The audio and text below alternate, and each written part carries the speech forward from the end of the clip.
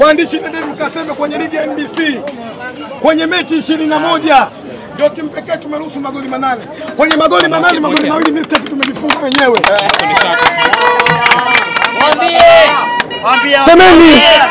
Alisali kiwango chake na kizungumziaje leo hii? Habari ya mjini tena na Salim kabisa. Habari ya ameitwa kwenye kikosi cha timu ya taifa. Ali Salim goalkeeper namba 1 ya timu ya taifa wa Tanzania. Wa Tanzania milioni 60. Tukiongozwa na Rais wa Jamhuri ya Muungano wa Tanzania mama yetu Samia Suluhu. Ukija katika mpira goalkeeper namba 1 ni nani? Ali Salim.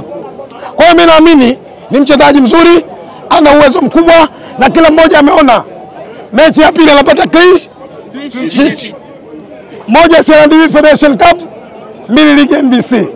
Tuna enjoy. Ali Salim tunaye na tunatamani.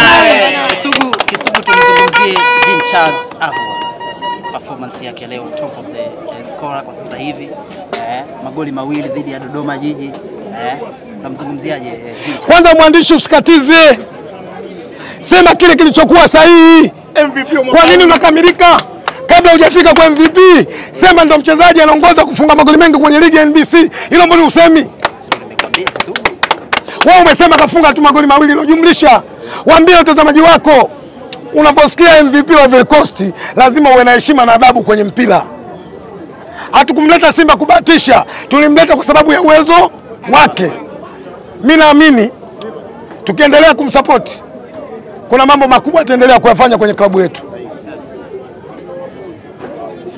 Leo waandishi wote mmeshoa maswali. Mbona wameshiwa.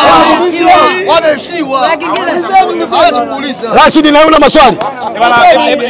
Kwanza kabla ya yote nikupe hongera, jana nimekuona kwenye iftari. Baada ya muda mrefu sana bana Kibu Denis anafunga goli. Mwaka sijui. Tena magoli 2.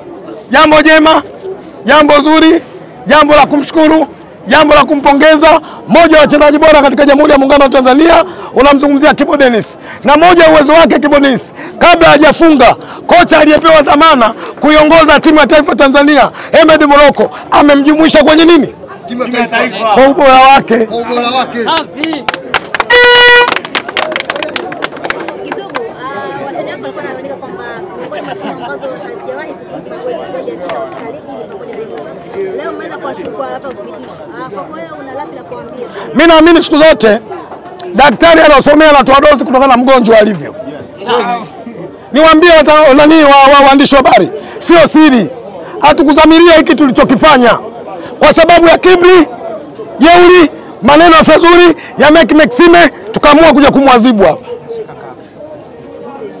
Ila wanasema hasira za Simba za Yanga mmewakushia Dodoma Jiji leo. Hapana. Huyo ana dozi yake. Huyo mgonjwa mwingine maradhi alokuwa nayo tunayajua, nendeni mkawaambie. Sisi sio virima. Sisi ni people, tutakutana.